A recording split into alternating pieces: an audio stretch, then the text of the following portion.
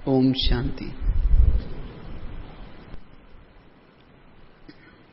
तो विशेष अभी का जो टॉपिक है, अपने कमजोर संस्कारों को परिवर्तन की विधि। बहुत सुंदर टॉपिक है ये, क्योंकि हम जितना भी ज्ञान ले रहे हैं, योग लगा रहे हैं, सेवा कर रहे हैं, लेकिन ये सब किसी लिए कर रहे हैं? इन सब का कारण है, ये सब का रिजल्ट है, हम अपने संस्कारों को बदलना है। जैसे अभी गीत भी सुन रहे थे, जब संस्कार बदलेगा तब संसार बदलेगा, नया जमाना आएगा, सतयुग आएगा। तो सतयुग किसके लिए रुका हुआ है?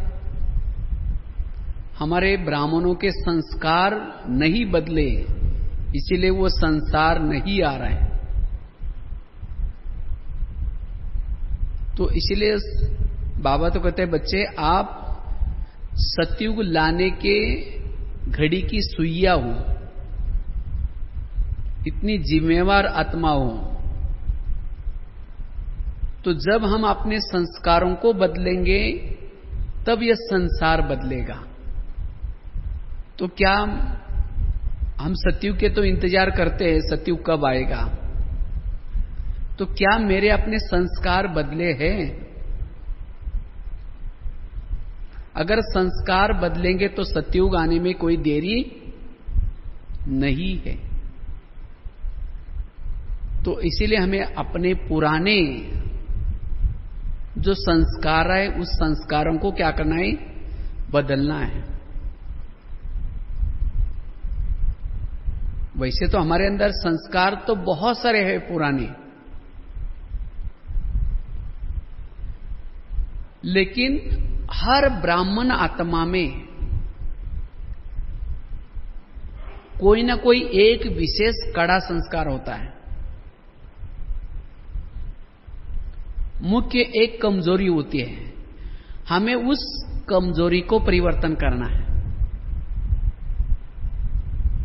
अगर वो एक कड़ा संस्कार परिवर्तन हो जाएगा, बाकी संस्कार ऑटोमेटिकली परिवर्तन हो जाएंगे। यह है युद्ध की नीति। तो सबसे पहले हम अपने अंदर के कड़े संस्कार को कैसे ढूंढे? हर एक को अपने अंदर की उस कमजोरी को ढूंढना है। और जब तक संस्कारों को नहीं बदलेंगे, विकारों को खत्म नहीं करेंगे, तब तक निरंतर बाबा दिखाई नहीं पड़ेगा। इस टॉपिक का कनेक्शन है योग से। कई भाई बहने बोलते, मेरे को बाबा याद आता ही नहीं, मुझे निरंतर बाबा की स्मृति नहीं रहती। क्यों नहीं रहती? बहुत एक सुंदर स्टोरी आप लोगों को सुनाता हूं। एक गुरु था, तो शिष्य ने एक बार एक गुरुजी को पूछा, कहते गुरुजी मुझे भगवान का दर्शन करना है। तो गुरुजी ने कहा ठीक है, अगर तुम्हें भगवान का दर्शन करना है, उस सामने एक पहाड़ी है, उस पहाड़ी पर जाओ, तुम्हें वहां भगवान का दर्शन हो जाएगा। तो शिष्य ने कहा ठीक है, लेकिन गुरुजी ने कहा कि ये जाते जाते एक 5-6 पत्थर आए, इन 5-6 पत्थरों को अपनी झोली में डाल करके लेके जाना। तो गुरुजी ने कहा ठीक, शिष्य ने कहा ठीक है। तो शिष्य ने उस पत्थरों को झोली में डाला, वो पहाड़ी चढ़ने लगा। गुरुजी भी साथ में थे। तो पहाड़ी चढ़ते चढ़ते वो थक गया। कहते गुरुजी ये पहाड़ी बड़ी कठिन है, मैं चढ़ नहीं सकता हूं, क्योंकि कहा कि ये पत्थर भारी लग रहे हैं। तो गुरुजी ने कहा ठीक है, एक पत्थर फेंक दो। फिर चढ़ने लगा, फिर आगे जाकर फिर थक गया। कहते गुरुजी ये पत्थर बड़े भारी लग रहे हैं, चढ़ नहीं सकता हूं। तो गुरुजी ने कहा कि दूसरा भी फेंक दो। फिर चढ़ने लगा, फिर चढ़ते चढ़ते फिर थक गया, फिर कहते गुरुजी नहीं चढ़ सकता हो। गुरुजी ने कहा कि तीसरा भी फेंको। फिर थक गया, फिर चौथा भी फेंका। आगे जाकर के एक 5वां पत्थर था, वो भी फेंका। तब जाकर के शिष्य हल्का हो गया और पहाड़ी पर चढ़ गया, जैसा कि वैसा है। और पहाड़ी पर चढ़ने के बाद शिष्य क्या करता, इधर उधर देख रहा था। तो गुरुजी ने कहा कि क्या देख रहे हो? तो शिष्य ने कहा कि गुरुजी आपने कहा था कि भगवान का दर्शन हो जाएगा यहां, तो मैं भगवान को देख रहा हूं, कहां है भगवान इधर उधर। तो गुरुजी ने कहा कि तुम इस पहाड़ी पर चढ़ते समय पत्थरों को लाया? कहा कि नहीं लाया। अगर पत्थरों को लाता तो क्या होता? कहा कि मैं पहाड़ी पर चढ़ ही नहीं सकता था। तो गुरुजी ने कहा कि जब तुमने पत्थरों को फेंका तब जाकर के तुम पहाड़ी पर चढ़ा। ठीक इसी तरह अगर भगवान का दर्शन करना है, वो चांद सूरज तारांगन के पार उस परम धाम की पहाड़ी पर रहता है। वो अगर उस पहाड़ी पर चढ़ना है तो तुम्हारे झोली में जो काम, क्रोध, लोभ, मोह, ये जो संस्कार रूपी पत्थर है, इसको तुम्हें क्या करना पड़ेगा? फेंकना पड़ेगा। जब तुम इस पत्थरों को फेंकोगे तब जाकर के उस पहाड़ी पर चढ़ सकोगे, तब भगवान का दर्शन होगा। इसलिए हमें क्या करना है? अगर उस परमधाम रूपी पहाड़ी पर चढ़ना है तो क्या करना पड़ेगा? हमारे झोली में जो विकार रूपी पत्थर पड़े उसको क्या करना पड़ेगा? फेंकना पड़ेगा। अगर कोई भी संस्कार का पत्थर आपके झोली में है, आप उस पहाड़ी पर चढ़ नहीं सकेंगे। अगर पहाड़ी पर चढ़ नहीं सकेंगे तो बाबा को कैसे देखेंगे? इसीलिए बाबा कहते बच्चे, इस संस्कारों को परिवर्तन करो। और उसके लिए ये ज्ञान, संस्कारों को हम कैसे परिवर्तन करें, ये बाबा रोज हमें मुरली में बताते हैं। तो जितना जिसको ज्ञान डीप में है, उतना उस संस्कार को परिवर्तन करेगा। इसीलिए हमें अपने संस्कारों को परिवर्तन करना है। और संस्कार को परिवर्तन करने के लिए ज्ञान भी चाहिए, साथ में योग बल भी चाहिए। आज हमारी बुद्धि किस आधार से काम करते हैं? अगर आपने केवल योग किया, आपको बुद्धि में ज्ञान नहीं है, आपने मुरली नहीं सुनी, केवल योग किया, जब बाहर गए तो आपको कुछ गलत विचार आएंगे। बुद्धि कहेगी, मन में गलत विचार आएंगे, लेकिन बुद्धि कहेगी नहीं, करना नहीं चाहिए। तो भी निर्णय नहीं कर पाएंगे, वो गलत काम करेंगे। क्योंकि ज्ञान जितना बुद्धि में होगा उतना निर्णय करने की शक्ति आती है। इसलिए ज्ञान सुनना भी जरूरी है। ज्ञान सुनने से निर्णय शक्ति आती है। अच्छा समझो आपने योग किया, लेकिन आपने अपना ज्ञान सुना, मुरली सुनी, लेकिन योग नहीं किया, तो क्या हो जाएगा? भले बुद्धि कहेगी ये तुम्हें नहीं करना है, लेकिन कंट्रोल नहीं कर पाएंगी, कंट्रोलिंग पावर नहीं आएगी। मन कहेगा नहीं तुम्हें करना ही है। मन क्या करता है? बुद्धि को दबाता है और गलत काम करवाता है। समझे आपने योग किया,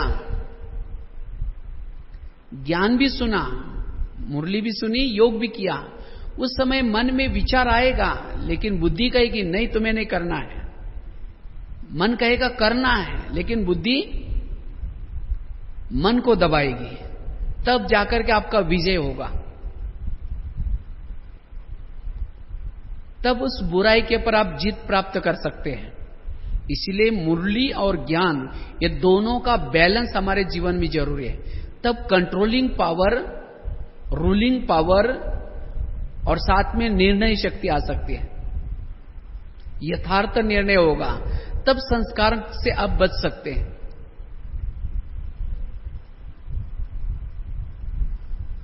तो इसीलिए संस्कारों को परिवर्तन करने के लिए सबसे पहले हमें क्या करना है, कड़े संस्कार को ढूंढना है कि मेरे अंदर एक मुख्य संस्कार कौन सा है। अगर उस मुख्य संस्कार को खत्म करेंगे, बाकी छोटी छोटी बातें अपने आप खत्म हो जाएंगी। युद्ध में क्या होता है, इधर पांडव है और इधर कौरव है। पांडव में समझो अर्जुन अगर अटैक करता है, किसके पर अटैक करता है? अर्जुन जाकर के छोटे छोटे सैनिकों को नहीं मारेगा, किसको मारेगा? दुर्योधन को मारेगा। जब दुर्योधन मर जाएगा तो बाकी सैनिक क्या कह जाएंगे? मैदान छोड़ करके भाग जाएंगे। एक युद्ध का नियम होता है, जो मुख्य व्यक्ति है उसको मारा जाता है। अगर वो मर गया तो बाकी भाग जाएंगे या शरण में आएंगे। इसी तरह विकारों का भी ऐसा ही है। विकारों में भी मुख्य कड़ा संस्कार होता है, और वही कड़ा संस्कार अपने सैनिकों के साथ क्या करता है? आपके ऊपर अटैक करता है। लेकिन हम क्या करते हैं? उस कड़े संस्कार को बाजू में छोड़ करके बाकी को मारने की कोशिश करते हैं। और हम क्या कहते हैं, मैंने इस ज्ञान में चलने के बाद ये छोड़ा, ये छोड़ा, ये छोड़ा, इसको मारा, इसको मारा, बस एक बाकी है। और जो जिंदा है वही जिसको जिसको मारा उसको जिंदा कर सकता है। जब वो आपके ऊपर अटैक करेगा, जिसको जिसको आपने छोड़ा है वो सबको जिंदा करेगा। इसलिए उस कड़े संस्कार के ऊपर जीत प्राप्त करो। तो पहले हम कैसे ढूंढे कि मेरे अंदर ये कड़ा संस्कार है? तो उसको ढूंढने की बहुत सुंदर युक्ति है। आप अपने लौकिक जीवन के बचपन में चले जाओ। आपकी उम्र जब 7-8 साल थी, तब से लेकर के ज्ञान मिलने तक, ज्ञान में आने तक, कौन सा ऐसा संस्कार आपके जीवन में बार बार रिपीट हुआ है? कौन से ऐसे संस्कार के कारण, विकार के कारण आपने गलतियां बहुत की है? वो चेक करो। आप अपने जीवन को कभी याद करो। मैंने अपने विवेक को दबा करके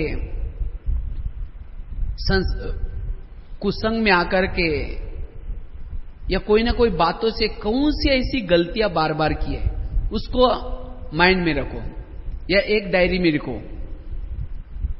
उसके बाद ज्ञान में आने के बाद, ज्ञान होने के बावजूद भी, मर्यादा होने के बावजूद भी, फिर भी मैंने कौन से संस्कार के वश होकर के गलत काम किया है। कुछ भले उसका रूप बदला होगा, मुझे कई उस संस्कार के बारे में संकल्प चले होंगे, उस विकार के बारे में संकल्प चले होंगे, कभी कभी एक्शन में भी आया होगा। ऐसा कौन सा विकार है वो चेक करो। ज्ञान के पहले कौन सा था और ज्ञान में आने के बाद कौन सा था। अगर दोनों देखेंगे तो वही होगा, एक ही, और वो है आपका कड़ा संस्कार। और बस उसी के ऊपर आपको जीत प्राप्त करना है। याद रखना है, यही संस्कार अंतिम समय माया के लिए गेट बनेगा, माया को अंदर घुसाने का गेट बनेगा। अंश का वंश हो सकता है, इसीलिए अभी उसको क्या करना, हमें खत्म करना है। उस संस्कार को खत्म करना है। जैसे सवेरे भी बताया ना, राम रावण युद्ध करता है, एक सिर काटता है, फिर दूसरा काटता है, तीसरा काटता है। विभीषण ने कहा कि ऐसा नहीं मरेगा, उसके नाभि में तीर लगाओ, और जब नाभि में तीर लगाए तो रावण मर गया। इसी तरह हमारे अंदर का जो कड़ा संस्कार है वो है नाभि। हम उसको मारना है, बाकी छोटी छोटी बातों को मारने की जरूरत नहीं है, वो खत्म हो जाएगा। इसलिए उस कड़े संस्कार को पहले ढूंढो और फिर उसको खत्म करो। तो उसको खत्म कैसे करें, ढूंढने की युक्ति पता चली। अपने बचपन के लाइफ तक जाओ और तब से लेकर के हमने क्या क्या गलतियां की उसको नोट करो। ज्ञान में आने के बाद भी कौन सा संस्कार बार बार रिपीट हुआ है उसको चेक करो, तो आपको मिलेगा कि ये मेरा कड़ा संस्कार है। भले लोग तो आपको कह रहे होंगे आप तो कितना अच्छा योगी है, बहुत अच्छा पुरुषार्थी है, लेकिन आपने आपको पता है कि मैं कितना पानी में हूं। आपकी बुराई किसी और को पता नहीं, अपने आप खुद को पता है कि मेरे अंदर कौन सी बुराई है, कौन सा विकार है, और किसी को भी पता नहीं है, लेकिन आपको पता है। आपके दिल से छिप नहीं सकता, आपको पूरा स्टोरी है, याद है। इसीलिए ये कड़ा संस्कार, तो उसको खत्म कैसे करें उसके लिए प्रैक्टिकली युक्ति आपको सुनाते हैं। सबसे पहली युक्ति है, अगर उस कड़े संस्कार को खत्म करना है उसके लिए जब बाबा की मुरली चलती है, जब बाबा की मुरली चलती है उसी समय उस मुरली में उस संस्कार के बारे में बाबा ने क्या बोला उसको नोट करो। क्योंकि जब बाबा की जो मुरली चलते हैं उस मुरली के अंदर 500 विकारों की दवाई मिलती है। जैसे आप लोग समझो हॉस्पिटल में जाएंगे, डिस्पेंसरी में जाते हैं, आप दवाई कौन से मांगते हैं? आप कहते हैं कि आपके पास जितनी दवाई है सब मुझे दे दो, कहते हैं। जो बीमारी है वही दवाई मांगते हैं। अगर आपका सिर दर्द है तो कहेंगे प्लीज मुझे सिर दर्द की दवाई दे दो। अगर सिर दर्द है उस समय पेट दर्द की दवाई काम नहीं आएंगी। इसी तरह आपकी कौन सी बीमारी है, आपका कौन सा संस्कार है, उसी प्रकार से के पॉइंट हमें मुरली से लेना है। मुरली एक डिस्पेंसरी है, उसमें सभी प्रकार के विकार की दवाई है, लेकिन हम क्या करते हैं, मुरली की सभी पॉइंट बुद्धि में रखते हैं। अगर कोई कुछ भी दवाई खा ले तो क्या हो जाएगा। इसलिए जो हमारी प्रॉब्लम्स है वही पॉइंट्स को लेना है। ये युक्ति है, पहली युक्ति। इससे जितना उस संस्कार के बारे में आप नॉलेजफुल होते रहेंगे वो संस्कार खत्म हो जाएगा। दूसरी युक्ति है, आज तक बाबा की जो भी मुरलियां चली है, चाहे अव्यक्त वानियां चाहे साकार वानियां, उन वानियों में बाबा ने आज तक जो जो उस संस्कार के बारे में पॉइंट बताया उसके लिए एक डायरी बनाओ और उसी डायरी में उस संस्कार के बारे में बातें लिखो और उसके नॉलेजफुल बन जाओ, तब उस संस्कार के ऊपर जीत प्राप्त कर सकते हैं। यह दूसरी युक्ति है। तीसरी युक्ति है, अगर वो संस्कार को परिवर्तन करना है तो उस संस्कार का परिवर्तन करने का हमें नॉलेज लेना है औरों से भी।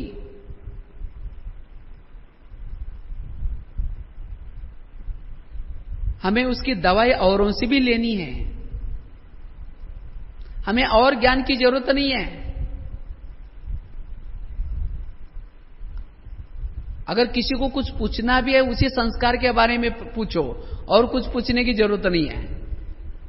लेकिन कईयों को क्या होता है, अगर पूछेंगे उनको तो वो बहन जी या भाई जी हमें उसी भाव से देखेंगे, इसीलिए छिपाते हैं, शर्म आते। अगर मैं बताऊंगा डायरेक्ट, क्योंकि बाबा ने सेंटर पर निमित्त बहनें रखे हैं, सीनियर भाई बहनें रखे हैं, उनसे भी आप उस संस्कार के बारे में पॉइंट्स ले सकते हैं। लेकिन आजकल हमें क्या होता है, शर्म आते हैं, इसलिए हम बताते नहीं। छिपाते छिपाते एक दिन खुद भी छिप जाएंगे, याद रखना है। अगर उस संस्कार को छिपाएंगे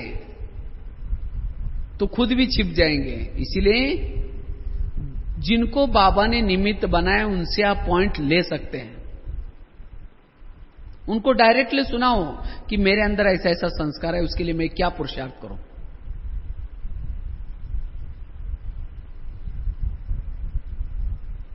नहीं तो हमें लगता है कि हमें उस भाव से देखेंगे।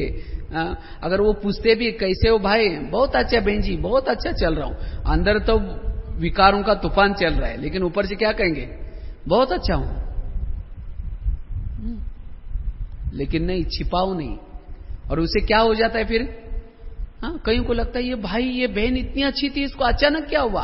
अचानक किसी को कुछ नहीं होता, बहुत दिनों से उसके ऊपर माया की छने रतोड़ी लग रहे हैं, लेकिन ना उसने किसी को बताया, ना कुछ किया, और इसलिए ओम शांति हो गया। इसलिए अगर संस्कार का वार हो रहे हैं, विकार का वार हो रहे हैं, तो जो सीनियर भाई बहन है उनको सुना दो और उनसे राय लो। ये तीसरी युक्ति है। अगर सुनाने की डर लगती है, इनडायरेक्टली कहो, बहन जी मुझे किसी ने, उसके अंदर ये संस्कार है, उसके लिए कुछ प्रश्न पूछा था, लेकिन मैं जवाब नहीं दे पाया हूं, तो आपकी क्या राय है बताओ।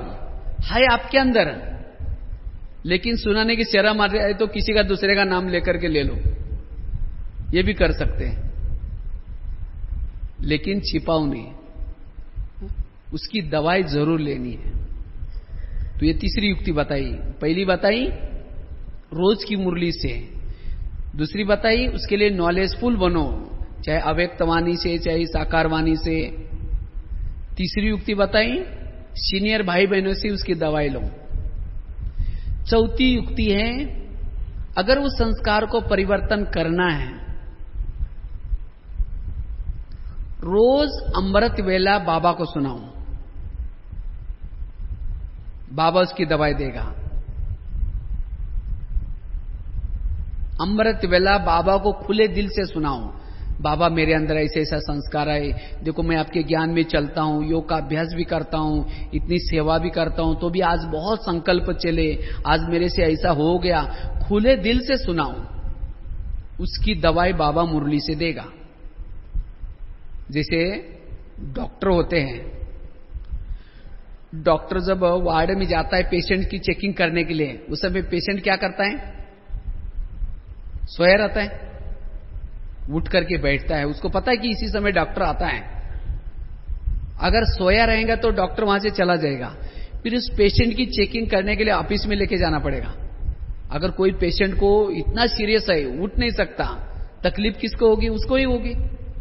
इसीलिए डॉक्टर आने से पहले पेशेंट तैयार रहता है। अच्छा समझो कोई डॉक्टर आया है वार्ड में, लेकिन पेशेंट उठा तो सही है, लेकिन उठ करके ऐसा नींद कर रहा है, तो भी डॉक्टर चला जाएगा। अच्छा कोई पेशेंट उठा है, लेकिन डॉक्टर के चेहरे की तरफ देख रहा है, बस कुछ नहीं बोल रहे, तो भी उसको दवाई नहीं मिलेगी। इसीलिए जब डॉक्टर आता है तो पेशेंट उठ करके अपनी बीमारी बताता है, तब उसकी दवाई मिलती है। इसी तरह यह दुनिया भी एक हॉस्पिटल है, और इस हॉस्पिटल में 4 वार्ड बने हैं, America ward, Europe ward, Asia ward, Africa ward. 4 खंड है, 4 वार्ड है, और हम कौन से वार्ड में रहते हैं, एशिया वार्ड में। और यहां डॉक्टर आने का टाइम कितना बजे है, 2 से 5 बजे तक चक्कर लगाता है। अगर उस समय हम सोए रहेंगे तो डॉक्टर आकर के चला जाएगा, वो दवाई नहीं मिलेगी। इसलिए अमृत वेला उठना जरूरी है। अच्छा उठ तो गए, लेकिन उठ करके डॉक्टर आकर चला जाएगा, ऐसा भी नहीं करना है। अच्छा कई उठ करके बैठते हैं, लेकिन बाबा के चेहरे की तरफ देखते रहेंगे, बस कुछ नहीं बोलेंगे। अब कोई पेशेंट को डॉक्टर के चेहरे की तरफ देखता रहे, अब उसको लगेगा क्या हुआ इसको, हाँ? तो इसीलिए केवल ऐसा बैठना ही नहीं, लेकिन बोलो। हाँ, कई भाई बहने बोलते बाबा को बोलने की क्या जरूरत है, बाबा तो भगवान है ना, बाबा को पता होगा ना कि मेरे अंदर क्या, मैंने क्या गलती की, क्या क्या मेरे अंदर विकार है, बोलने की क्या जरूरत है। नहीं, बोलना पड़ता है। डॉक्टर पेशेंट की बीमारी के बारे में जानता है, उसने सब स्टडी किया है, लेकिन जब पेशेंट सामने आता है तो डॉक्टर उसको पूछता है आपको क्या हुआ। उस समय पेशेंट थोड़ी बोलता है आपको पता नहीं मेरे को क्या हुआ, आप डॉक्टर किसी लिए बने फिर, हाँ? बोलता है नहीं, बोलना पड़ता है। जो डॉक्टर पेशेंट जो बोलेगा वही दवाई उसको देती है। वो कहेगा मेरे को बुखार है तो बुखार की दवाई दे देगा, जो बोलेगा वही देगा, अगर नहीं बोलेगा तो नहीं मिलेगी। इसीलिए कोई भी संस्कार के बारे में अगर कोई गलती करते, हम कहते हैं हाँ आज बाबा ने तो देख लिया होगा, बाबा को तो पता हो गया होगा। नहीं, बाबा को जब तक मुख से नहीं बोलेंगे तब तक उसकी दवाई नहीं मिलेगी। इसीलिए अमृत वेला उठ करके, जब डॉक्टर का आने का टाइम है उस समय उठ करके उसको सुनाओ, तो उसकी जैसे पेशेंट जब सुनाता है डॉक्टर लिख करके लेता है, अच्छा ये भी हुआ और क्या क्या हुआ और क्या क्या हुआ लिख करके लेता है, और वही दवाई पर किसी कंपाउंडर के द्वारा या खुद आकर के देके जाता है। इसी तरह बाबा को सुनाने से उस संस्कार की दवाई किसी कंपाउंडर के द्वारा, चाहे मधुबन से कंपाउंडर भेजेगा, चाहे कोई आपकी बहनें आएंगी, अर्थात किसी भाई बहनों के द्वारा उसकी दवाई मिलेगी, या फिर मुरली के द्वारा मिलेगी। इसलिए हमें क्या करना है, अमृत वेले बाबा को सुनाना जरूरी है। तो कितनी युक्ति होगी? 4 युक्ति होगी। 5वीं युक्ति है, अगर उस संस्कार को परिवर्तन करना है तो जिससे वह संस्कार आता है उसका भोजन नहीं देना है। जिससे वह संस्कार जागृत होता है उसका भोजन नहीं देना है। भोजन अर्थात, इस बात को और खुल करके आपको सुनाते हैं। समझो कोई बुजुर्ग व्यक्ति है और वो बहुत गुस्से वाला है, सबकी पिटाई करता है, मारता है सबको। अगर उसी बुजुर्गों को बहुत अच्छा अच्छा भोजन खिलाएंगे, पनीर की सब्जी, मक्खन, बहुत अच्छा अच्छा ताकत वाली चीजें खिलाएंगे, तो क्या हो जाएगा?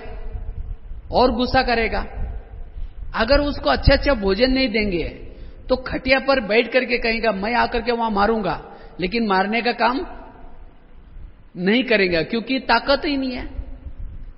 इसी तरह हमारे अंदर कोई संस्कार है, अगर उसको कोई भोजन मिल जाता है तो वो एक्टिविटी में आता है। मिस लो, समझो किसी के अंदर काम विकार है, कड़ा संस्कार। अगर ऐसी आत्मा टीवी देख रहे हैं, ऐसे ऐसे किताबें पढ़ रहे हैं, ऐसे ऐसे गीत सुन रहे हैं, ऐसे ऐसे दृश्य देख रहे हैं, चित्र देख रहे हैं, फैशन कर रहे हैं, तो क्या हो जाएगा? उस संस्कार के लिए वो भोजन दे रहे हैं, वो संस्कार और उसके एक्टिविटी में आएगा। तो इसलिए जिस बातों से मेरा संस्कार जागृत हो जाता है, मेरे उस संस्कार के संकल्प चलते हैं, उस बातों का भोजन बंद करो। वो संस्कार कमजोर होते होते खत्म हो जाएगा। आज वो संस्कार पहली बार आपके जीवन में नहीं आया, इसे कई बार आया है। जब पिछले बार आया था तो क्या देखने से, क्या करने से वो आया था, आपको तो पता ही है। तो उससे बच करके रहो, तब वो कड़ा संस्कार परिवर्तन हो जाएगा। इसीलिए उस संस्कार का भोजन नहीं देना है। यह है 5वीं युक्ति। 6ठी युक्ति है, अगर उस संस्कार को परिवर्तन करना है तो आत्माभिमानी स्थिति का अभ्यास। आत्माभिमानी स्थिति से कैसे भी कड़े से कड़े संस्कारों को परिवर्तन कर सकते हैं, इस आत्माभिमानी स्थिति को बढ़ाना है। तब वो संस्कार क्या हो जाएगा? परिवर्तन हो जाएगा। 6ठी युक्ति है, हम अपने नियम और मर्यादा के अंदर रहे। अगर आपकी नियम मिस हो रहे हैं, मर्यादा टूट रहे हैं, दिनचर्या ऊपर नीचे हो रहे हैं, इसका मतलब यह संस्कार आपके ऊपर वार करने वाला है।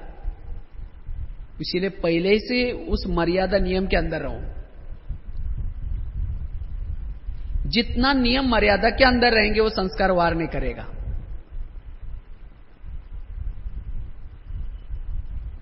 यह 6ठी युक्ति। हाँ, 7वीं युक्ति। नियम मर्यादा के अंदर स्वयं को रखना है। आठवीं युक्ति है, अगर उस संस्कार के ऊपर जीत प्राप्त करना है तो इस ज्ञान मार्ग में आपको जो स्थिति अच्छी लगती है उस स्थिति को डेवलप करो। एक बहुत रहस्य की बात आपको लोगों को सुनाते हैं, बहुत रहस्य है ये कि इसका हर ब्राह्मणों को कोई ना कोई एक स्थिति अच्छी लगती है। किसी को बिंदुरूप स्थिति अच्छी लगती है, किसी को आत्माभिमानी स्थिति अच्छी लगती है, किसी को फरिश्ता स्थिति अच्छी लगती है। जिसको जो स्थिति अच्छी लगती है उसको वही स्थिति को डेवलप करना है।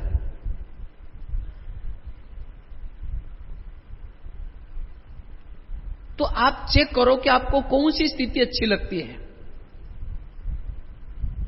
जिसको करने से आपके ऊपर माया वार नहीं करती, विकार नहीं आते, ऐसी स्थिति को ढूंढो और उस स्थिति को डेवलप करो,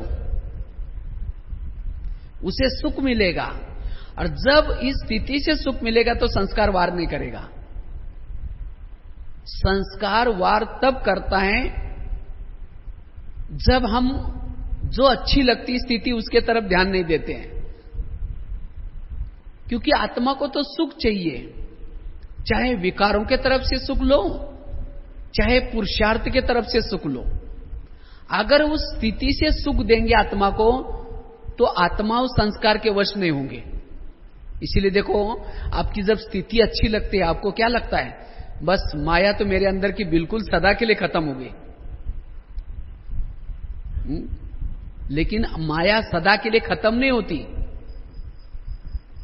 जैसे जब बिल्ली आती है तो चूहे क्या हो जाते हैं, अंदर बिल में जाते हैं, और जब बिल्ली चली जाएंगे तो चूहे बाहर आ जाते हैं। इसी तरह जब हमारी स्थिति पावरफुल है तो माया अंदर घुस जाते हैं, अंदर मर्ज हो जाते हैं, और जब स्थिति डाउन हो गई तब माया ऊपर आ जाते हैं। इसीलिए स्थिति को सदा ही क्या करो, ऊंची रखो। जो स्थिति अच्छी लगती है उसको पावरफुल बनाओ, तो ये संस्कार क्या हो जाएंगे, दब जाएंगे, खत्म हो जाएंगे। इसीलिए संस्कार को हमें मर्ज होने नहीं देना है, संस्कार को इमर्ज रखना है। और वो तब रहेंगे जब जो स्थिति का अभ्यास करेंगे वो। आप लोग कल्प पहले भी ब्राह्मण बने थे ना? हाँ, इसी रायपुर में ऐसे आए थे, संपन्न बने थे, इसी झोन से आप संपन्न देवी देवता भी बने थे। तो पिछले कल्प में आपने क्या अभ्यास किया था जिसे आप संपन्न बने थे? याद है आप सबको? हाँ, क्या अभ्यास किया था?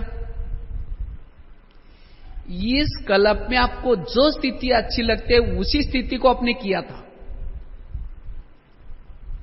आपको जो स्थिति अब अच्छी लग रही है वही कल्प पहले भी आपकी स्थिति थी, तो उसी एक स्थिति को डेवलप करो। लेकिन आज ब्राह्मण क्या करते हैं, जो स्थिति अच्छी लगती है उसको छोड़ करके बाकी और बातों में जाते हैं। मैं जब शुरू में ज्ञान में आया था, तो मधुबन में गया था, तो उसी समय मैंने देखा, मुझे तो शुरू में आत्मा अभिमानी स्थिति बहुत अच्छी लगती थी, तो मैं उसका पुरुषार्थ करता था। तो जब मैं वहां वैरायटी क्लासेस सुने, तो वैरायटी क्लासेस सुनने के बाद एक जन आता था, बोलता था नहीं सर्व संबंधों से बाबा को याद करो। वो क्लास पूरा हो तो दूसरा आता था बिंदु रूप स्थिति का अभ्यास करो, तीसरा आता था कहता है नहीं सोमानों के अभ्यास करो। अब मैं तो मूझ गया। तो वास्तव में हमें क्या करना है, कोई एक स्थिति को पकड़ करके चलना है, एक स्थिति के स्पेशलिस्ट बन जाओ।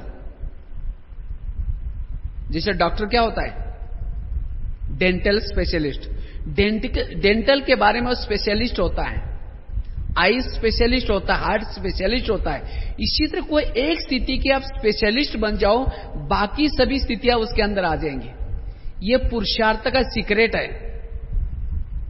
लेकिन हम क्या करते हैं, समझो आपको आत्मा अभिमानी स्थितियां बहुत अच्छी लगती हैं, आप उसका पुरुषार्थ कर रहे हैं, लेकिन जब किसी का दूसरे का क्लास सुनते हैं सर्व संबंधों का, तो हम आत्माभिमानी स्थिति को छोड़ करके सर्व संबंध का अभ्यास करने का प्लान बनाते हैं। माना हाईवे को छोड़ करके गली में घुस गए, फिर 3-4 दिन करेंगे, 15 दिन करेंगे, फिर मजा नहीं आएगी, फिर माया आएगी, फिर कहेंगे अरे जो पहले हम करते थे वही अच्छा है, फिर वापस हाईवे पर आएंगे, फिर वही आत्माभिमानी स्थिति का अभ्यास करेंगे। फिर किसी का क्लास सुना, सर्व सोमानों के अभ्यास, फिर आत्माभिमानी को छोड़ करके फिर सोमानों के अभ्यास करने में लगेंगे, फिर कहेंगे मजा ही नहीं आ रहा है, फिर वापस आएंगे। 17 कुएं नहीं खोदो, एक कुआं खोदो। नहीं तो 17 कुएं खोदेंगे, आज शांत स्वरूप का खोदा पानी नहीं लगा छोड़ दिया, कल बिंद्रूप का खोदा पानी नहीं लगा छोड़ दिया, कल सर्वसंबंध का खोदा पानी नहीं लगा छोड़ दिया। 17 कुएं खोदेंगे, लास्ट में कुछ भी अनुभव नहीं होगा। अंतिम समय का पेपर 1 सेकंड का होगा। कहते ना एक भगत को कोई मारने के लिए आता है, वो कहता है राम आओ, नहीं हनुमान आओ, ये वो आओ, कोई नहीं आता, वो मर जाता है। इसी तरह अंतिम समय भूकंप आएगा, उस समय कहेंगे नहीं मैं आत्मा हूं, नहीं बिंदु स्वरूप, नहीं शांत, भूकंप आकर के खत्म भी कर देगा। इसीलिए उसी समय जिसने जिस लंबे समय का अभ्यास किया वही काम आएगा। इसीलिए एक स्थिति को डेवलप करो, कोई एक स्थिति को पकड़ करके उसके डीप में जाओ। अगर उस एक स्थिति के आप अनुभव की अथॉरिटी होंगे, आप कोई भी हलचल में नहीं आएंगे, पास विथ ऑनर हो जाएंगे।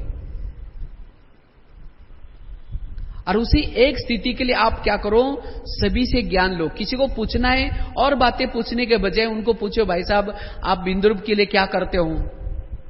अगर आपको बिंद्रूप स्थिति अच्छे लगते हो उसके क्वेश्चन पूछो। मुरलियों से बिंद्रूप के पॉइंट इकट्ठे करो, साकार मुरली से, अव्यक्त मुरली से, जो भी भाई बहने आते हैं सभी के क्लासेस से। ऐसा नहीं कि किसी के क्लास नहीं सुनना, क्लास सबके सुनो, लेकिन आपके स्थिति के लिए क्या अच्छा लगता उतना कैच करो, बाकी को भूल जाओ। यह है पुरुषार्थ करने की सीक्रेट बातें। तब जाकर के आप अनुभवी मूर्त बन सकते हैं। और जब आपको इस स्थिति से अनुभव होगा तो संस्कार वार नहीं करेगा, वो विकार वार नहीं करेंगे। तो यह है 8वीं युक्ति। 9वीं युक्ति है उस संस्कार को परिवर्तन करने के लिए क्या करना है, उसके लिए नफरत पैदा करनी है, वैराग पैदा करना है। जितना उस संस्कार के लिए नफरत होगी, वैराग होगा, क्योंकि वो हमारा दुश्मन है। जिसको रात को मैंने कहा था ना, उस संस्कार के बारे में अंदर से अंदर क्रोध उत्पन्न करो। वो क्यों आता है, आखिर उसने मेरे लिए कितना घाटा पहुंचाया है। उसी संस्कार के वशीभूत होकर के मेरा ताज गया, मेरी राजधानी गई, मेरा नाम बदनाम हुआ, मुझे कहां से कहां पहुंचाया। अब मैं उसके साथ दोस्ती नहीं करूंगा, अब मुझे संस्कार के वश नहीं होना है। प्रतिज्ञा करो। जितना प्रतिज्ञा करेंगे, जितना उसे वैराग करेंगे, उतना संस्कार वो निकल जाएगा। अगर उस संस्कार के बारे में आपका खुद का इंटरेस्ट है, वो संस्कार आएगा। इसीलिए बाबा कहते हैं माया को चाय पानी नहीं पिलाऊं। तो इस तरह से जो कड़ा संस्कार है, उस कड़े संस्कार के ऊपर क्या करना, हमें जीत प्राप्त करना है। अगर कड़े संस्कार के ऊपर जीत प्राप्त नहीं करेंगे, वही गलती को बार बार रिपीट करेंगे, ऊंच पद प्राप्त नहीं कर सकते। आज मम्मा इतनी आगे क्यों गई? मम्मा के जीवन की इतनी लक्ष्य में बनने की सीक्रेट क्या है? मम्मा एक गलती दोबारा नहीं करती थी। लेकिन आज हम क्या करते हैं? नया वर्ष आया, प्रतिज्ञा करेंगे, बाबा नहीं करेंगे। 18 जनवरी आई, फिर प्रतिज्ञा करेंगे। रक्षाबंधन में फिर प्रतिज्ञा करेंगे, और 10 बार उस बात को करते रहेंगे रिपीट। तो इसलिए हमें उस कड़े संस्कार को बार बार रिपीट होने नहीं देना है, और वही राजा बन सकता है। वही ऊंच पद प्राप्त कर सकता है। क्योंकि गलती जब बार बार रिपीट होते हैं, की भी कमाई चट हो जाते हैं। जैसे गाड़ी बहुत स्पीड पर चल रहे लेकिन ब्रेक लग गया, उसका स्पीड 0 पर आता है। इसी तरह हम बहुत तीव्र पुरुषार्थ कर रहे हैं लेकिन उस संस्कार के वश होने से की भी कमाई खत्म। इसलिए हमें बार बार उस संस्कार के वशीभूत नहीं होना है। उस संस्कार के ऊपर क्या करना है? जीत प्राप्त करना है। जो अधीन है वो कभी भी अधिकारी नहीं बन सकता। राजा वही है जो विकारों से स्वतंत्र है। इसलिए उस कड़े संस्कार के ऊपर हमें क्या करना है? जीत प्राप्त करना है। अगर उस कड़े संस्कार के ऊपर जीत प्राप्त नहीं करेंगे तो क्या होगा? एक महाभारत में बहुत सुंदर एक एग्जाम्पल है। पांडव की विजय होती है और जब पांडव की विजय होते है तो पांडव को पहाड़ी पर जाना था, जिस पहाड़ी का नाम था मेरु पर्वत। और वो पहाड़ी सीधी थी, उसके ऊपर वही चढ़ सकता था जो सत्य है, ईमानदार है। 5 पांडव, द्रौपदी और कुत्ता उस पहाड़ी पर जा रहे थे क्योंकि उन्होंने इतना बड़ा युद्ध किया था। उस युद्ध का प्राइज वहां उस पहाड़ी पर मिलने वाला था। तो 5 पांडव, कुत्ता, द्रौपदी जब चढ़ रहे थे तो चलते चलते चलते अचानक द्रौपदी गिर गई। जब द्रौपदी गिर गई, भीम ने पीछे मुड़ करके देखा तो द्रौपदी दिखाई नहीं पड़ रहे। तो पांडव जो आगे गए थे उन सबको बुलाया, कहा कि भाई द्रौपदी कहां है? वापिस गए तो एक जगह पर वो खड्डे में गिरी थी। तो भीम उसकी बहुत महिमा करता है, कितनी अच्छी स्त्री थी, हमारे लिए कितना कष्ट सहन किया, जंगल में रही, त्याग किया, तपस्या किया, लोकलाज छोड़ी, स्त्री होते हुए भी हमारे साथ में रही। बहुत महिमा करता है भीम। युधिष्ठिर सुनते रहता है और लास्ट में कहता है इसने सब कुछ छोड़ा, जंगल में रही, त्याग किया, तपस्या किया, लेकिन एक बात को नहीं छोड़ा। वो कौन सी? उसका पांडव के साथ, सबके साथ प्रीत थी, लेकिन एक अर्जुन के साथ ज्यादा लगाव था। देखो, सब कुछ छोड़ा लेकिन क्या नहीं छोड़ा? लगाव नहीं छोड़ा। और उसके कारण कहा कि वो गिर गए, अभी उठ नहीं सकती, वो पहाड़ी पर नहीं चढ़ सकती, और चले गए। उनको समय पर जाना था, इंद्रदेव इंतजार कर रहे थे। जिसके साथ लगाव था वो भी चला गया। फिर वो द्रौपदी को याद आता है कैसा लगाव था, कैसे बातें करते थे, बहुत रोती है, पश्चाताप करते हैं, लेकिन क्या वजह हो गया? वो हो गया। ये कहानी, ये यादगार यहां हमारे संगम युग का है। हमारी भी विजय होगी। विजय होने के बाद हमें भी पहाड़ी पर जाना होगा। पहाड़ी मतलब कोई माउंट आबू वाली पहाड़ी नहीं, पहाड़ी अर्थात परमधाम। और वो कैसा है? सीधा ही है। और वहां इंद्रदेव अर्थात बाबा वहां बैठा है। क्यों? क्योंकि हमें यहां इतना बड़ा माया के साथ जो युद्ध किया है, उस युद्ध का प्राइज वहां देगा और वहां से स्वर्ग में भेजेगा। लेकिन इस पहाड़ी का नियम क्या है? इस पहाड़ी पर वही चढ़ सकता है जो सत्य है, ईमानदार है। किसने ज्ञान में चल करके गलतियां की, बार बार की, उस पहाड़ी पर सीधा नहीं जाएगा। धर्मराज पूरी होते जाएगा। वो धर्मराज की पूरी उसको क्रॉस करनी पड़ेगी। इसीलिए बाबा कहते बच्चे, अगर सीधा जाना है तो कमजोर संस्कार के पर जीत प्राप्त करो। बाबा के पास टीवी है। जो जो हमने गलतियां की, जब हम जाएंगे ऊपर, उस समय बाबा दिखाएगा, तुमको तो मैंने देवता बनने के लिए, ये पद के लिए चुना था, लेकिन तुमने ब्राह्मण बनकर के ये कर्म किए। ये देखो, ये फोटो किसके है? बाबा दिखाएगा। तुमने ये गलती की, किसका फोटो है? उस समय ट्रिब्यूनल बैठेगी, दादियां बैठेगी, जोनल इंचार्ज बैठे, सब बैठेंगे वहां, और उस समय बाबा दिखाएगा किसका है। उस समय सिर कैसा होगा? नीचे होगा। और उस समय बाबा कहेगा, तुमको मैं ये बनाने वाला था, लेकिन तुमने ऐसा काम किया, इसीलिए तुम्हारा कैंसल, जाओ तुम दास दासी बन जाओ। और उस समय इतना पश्चाताप होगा, इतना रोना आएगा, क्योंकि यार छोटी सी सुख के लिए, हमने इतना बड़ा पद गवा दिया, और वो भी एक जन्म का नहीं, 2, 4, 20, 25 जन्म का गया। इसीलिए बाबा कहते बच्चे, उस कड़े संस्कार के वशीभूत होकर के कोई भी गलतियां नहीं करो, क्योंकि बहुत बड़ी प्राप्ति है, उस प्राप्ति को छोड़ो नहीं। इसलिए हमें उस कड़े संस्कार के पर निगरानी रखनी है, उसे बच करके रहना है। वो कड़ा संस्कार क्या करता है? आपको मुरली में आलस लाएगा, योग करने में आलस लाएगा, ज्ञान योग से दूर कराएगा, ईश्वरीय नशे से दूर कराएगा, और फिर बाद में अटैक करेगा, और उस समय बाबा की भी मदद नहीं मिलेगी। इसीलिए उसके पर जीत प्राप्त करना है। चलो 2 मिनट बाबा को याद करें। शिव पिता को अब याद करो। तो इस तरह से हम अपने अंदर जो भी कड़ा संस्कार है उसको पर क्या करना है? जीत प्राप्त करना है। अन्यथा, और उसके लिए तपस्या के बिना, योग के बिना वो कड़ा संस्कार भस्म नहीं हो सकता। इसीलिए तपस्या बल, योग बल बड़ा जरूरी है। हम क्या करते, कभी कभी ज्ञान से कुछ क्षणों के लिए उस संस्कार को दबाने की कोशिश करते हैं, लेकिन दबाना नहीं है, उस रावण की उस संस्कार की राख बनानी है, और राख बना करके बिल्कुल खत्म करना है।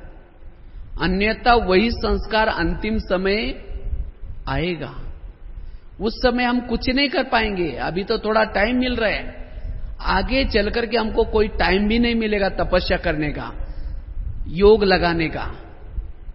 इसीलिए अब हमारे पास समय है, हम तपस्या बल से उस कड़े संस्कार के ऊपर जीत प्राप्त करना है। अगर उस कड़े संस्कार को खत्म करेंगे, आपके द्वारा बाबा साक्षात्कार कराएगा, आपके द्वारा बाबा बहुत चमत्कारिक सेवा कर सकता है। केवल उस कड़े संस्कार को खत्म करो, उसको रिपीट होने नहीं दो, तब जाकर के हम बहुत सारे चमत्कारिक कार्य कर सकते हैं। तो वो कहानी यही पूरी नहीं होती, वो पांडवों को मैं सुना रहा था। उसके बाद आगे चले, नकुल गिर गया, फिर आगे गया सहदेव गिर गया, आगे गया भीम गिर गया, आगे गया अर्जुन भी गिर गया, और केवल कुत्ता और युधिष्ठिर स्वर्ग में गया। ये कहानी यहां की है। तो भीम ने पूछा चलो द्रौपदी के अंदर लगाओ था, लेकिन नकुल ने क्या किया? उसको अपने बुद्धि का अभिमान था, इसीलिए गिर गया। उसके बाद सहदेव में अपने सुंदरता का अभिमान था।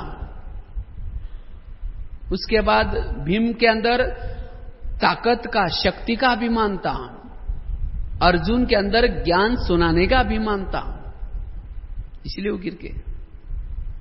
और युधिष्ठिर कुत्ता, कुत्ता अर्थात कोई कुत्ता प्रैक्टिकल की बात नहीं है, कुत्ता मतलब ईमानदारी। कहते युधिष्ठिर को कुत्ते ने मदद की, अर्थात उसके अंदर ईमानदारी थी, इसलिए वो विजय बना। अगर हमारे में भी कोई, और खास तो भाइयों में थोड़ा क्या होता है, ईगो, अभिमान ज्यादा होता है। इसीलिए हमारे अगर अभिमान होगा तो हम अंतिम समय विजय प्राप्त नहीं कर पाएंगे। इसलिए हम अपने जीवन के अंदर अभिमान को खत्म करना है। शाम को आधा घंटा हम इसके ऊपर लेंगे। अभिमान से, ईगो इज डेंजर, अभिमान से मुक्त, मैपन से मुक्त। थोड़ा सा आधा घंटा टॉपिक मिक्स करके लेंगे, इसके ऊपर और डिटेल बताएंगे। तो कहने का मतलब, जो अभिमान जिसके अंदर है, अंत समय में वो पराजय के लिस्ट में आएगा।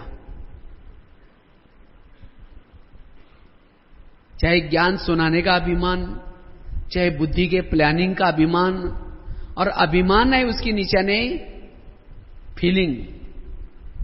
जिसके अंदर अभिमान होगा उसको फीलिंग आएंगी, क्रोध आएगा, रोब आएगा। इसीलिए ये कड़े संस्कार के ऊपर हमें क्या करना है? जीत प्राप्त करना है। तो कोई भी एक कमजोरी को इस भट्टी में क्या करो, सुहा करके जाओ।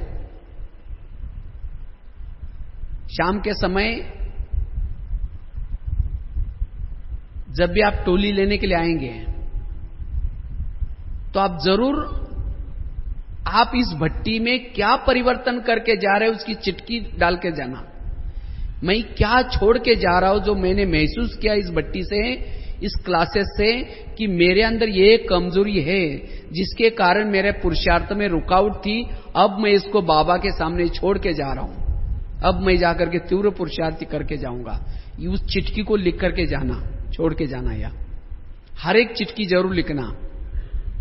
अगर एक कमजोरी को छोड़ेंगे, बाबा को देंगे, तो बाबा आपको क्या से क्या बना सकता है। कहते एक चोर था, वो चोर एक बार चोरी करके जा रहा था, भाग रहा था, तो भागते भागते क्या हो जाता है, उसका धक्का एक संत जा रहा था उसको लग गया, और वो संत क्या हो जाता है, नीचे गिर गया। तो चोर को दया आई, उसने उसको उठाया और कहा कि मुझे माफ करना, मैंने आपको धक्का लगाया। तो संत बोलते हैं, एक तो मुझे गिराया और ऊपर से तुम माफी चाहते हो, मैं ऐसा माफ नहीं करूंगा।